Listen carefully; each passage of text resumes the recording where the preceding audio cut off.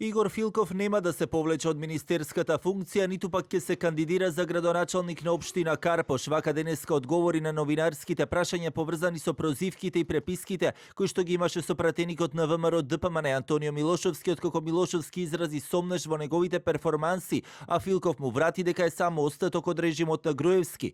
Министерот за правда денеска, коментирајќи ги односите на владината коалиција помеѓу знами ВМРО ДПМН, тврди дека не биле никогаш подобри и дека сето тоа што изминатите денови го видела јавноста било само политички фолклор кој најверојатно ќе продолжи во пресрет на локалните избори. Како ќе се приближуваме кон локалните избори, нашиот фолклор ќе биде уште поинтересен. Ниту планирам да се повлечам од оваа функција, планирам да продолжам со реформите, ниту планирам да се кандидирам за градоначалник на Карпош.